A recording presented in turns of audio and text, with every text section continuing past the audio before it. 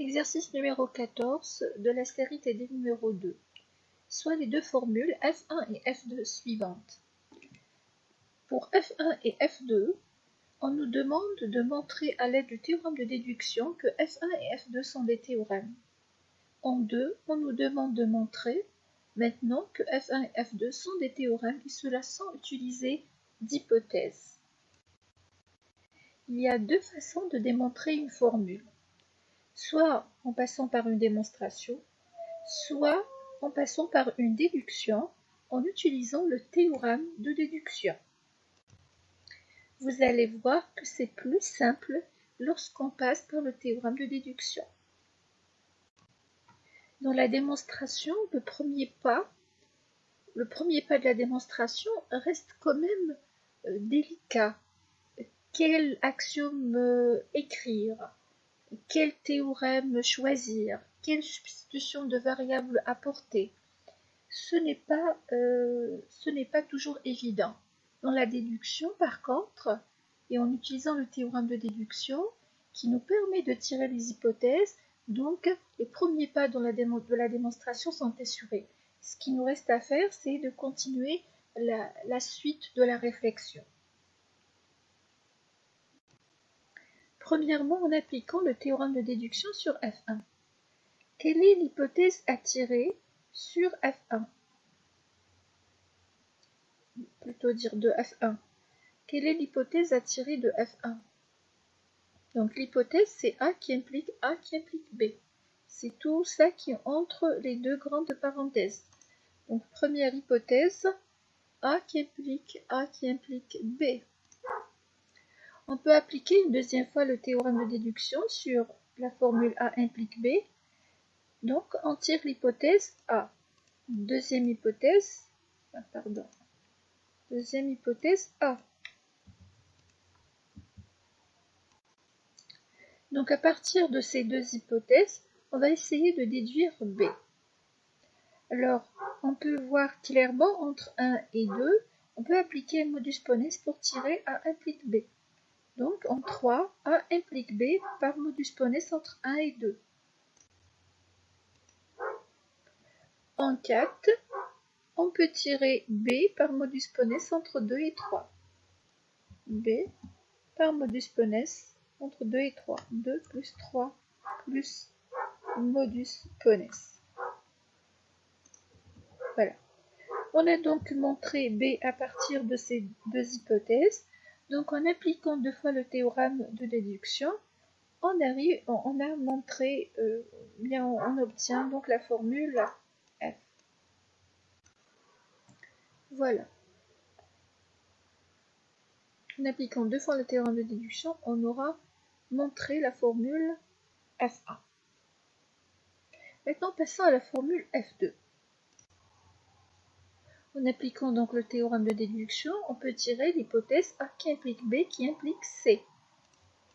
Tout ça comme première hypothèse.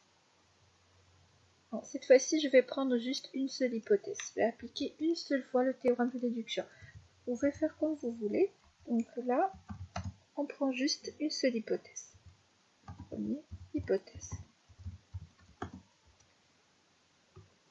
En 2, on peut écrire l'axiome 1.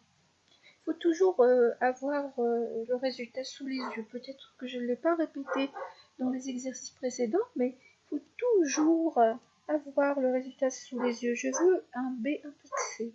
Donc je me dis, si j'écris ici l'axiome 1 sur la base de A implique B, je vais avoir un B qui implique A qui implique B. Par transitivité, je peux faire sortir mon résultat. Donc en 2, je vais écrire l'axiome 1. Par transitivité entre les deux, regardez, B qui implique AB, AB implique C. Le AB qui est répété, je transite de B à C. Donc le troisième pas, c'est une transitivité entre 1 et 2. On a montré donc On a montré donc B implique C à partir de cette hypothèse en appliquant une seule fois le théorème de déduction. On aura démontré F2. Deuxième question, montrer que F1 et F2 sont des théorèmes et cela sans utiliser d'hypothèse.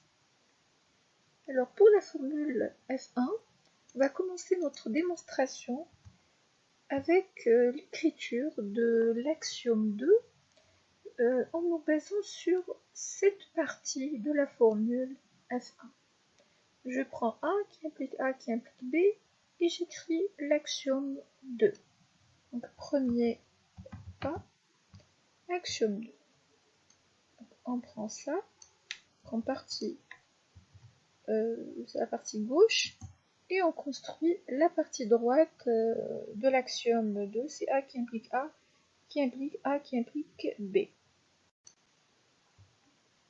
En 2, on va permuter entre A implique A et A qui implique B, en suivant la règle de permutation.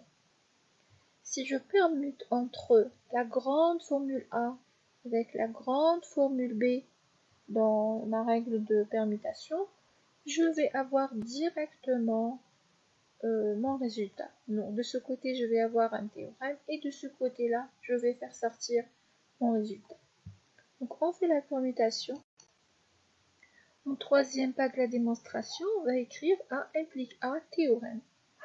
Puis, on va tirer A qui implique B, qui implique A qui implique B par modus ponens entre 2 et 3. On écrit d'abord A implique A théorème 1 de l'exo 11. Théorème 1 de l'exo. En 4, on va tirer tout ça par modus ponens entre 2 et 3. Voilà. Entre 2 et 3, c'est 2 plus 3 plus modus ponens. Donc, ce qu'il fallait démontrer. Voilà. Pour démontrer la formule F2, A qui implique B qui implique C, le tout implique B implique C, on ne peut pas utiliser l'axiome 2 sur cette expression comme on l'a fait tout à l'heure pour F1. C'est pour cela on va faire quelque chose. Alors je vais copier ça, je vais copier cette expression-là, je vais la copier ici, et je vais, comme ça, je vais lui rajouter quelque chose. Je vais dire par exemple, B implique, comme ça, premier pas, je vais dire B implique, A implique B qui implique C, voilà. Je considère ça comme la partie gauche de l'axiome 2, et sur ça, je construis la partie droite. Ça, c'est le premier pas de la démonstration. Ce qu'on a fait en fait, on a rajouté une lettre B ici pour avoir la forme qui nous permet de construire l'axiome 2. On a choisi B au lieu de A ou de C, c'est pour avoir le B implique C de ce côté. Donc on a eu B qui implique A implique B, qui est là, et B implique C. On a eu aussi de ce côté quelque chose qui est très intéressant. B implique A qui implique B est un axiome 1. Voilà donc le premier pas de la démonstration. En deuxième pas, on va faire une permutation. Une permutation sur ça. Alors on a tout ça représente grand A qui implique grand B qui implique grand C. Donc on a le droit de permuter entre le A et le B. Lorsque je permute entre ces deux-là. De ce côté-là, je vais avoir un axiome, c'est une bonne chose. Et de ce côté-là, je vais avoir le B qui implique A, qui implique B, qui implique C. Alors, faisons ça d'abord. Voilà, on a permuté entre ces deux-là. Maintenant, on va écrire B implique A, implique B comme axiome en 3. Ça, c'est axiome 1. Axiome 1. Par modus ponens, entre 2 et 3, on peut tirer tout ça. Voilà. Là, il manque une parenthèse.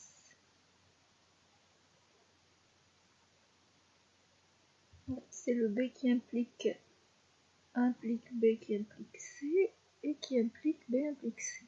Celle-là, par exemple, cette parenthèse est inutile. Je vais voir s'il n'y a pas de parenthèse qui manque.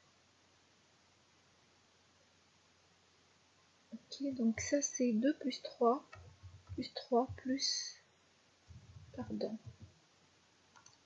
c'est 2 plus 3 plus modus ponens. On écrit en cinquième l'axiome 1 sur la base de ça. On va avoir donc ceci. C'est A qui implique B qui implique C, voilà, qui implique le B et qui implique le A qui implique B qui implique C. Je pensais que j'avais A qui implique B qui implique A.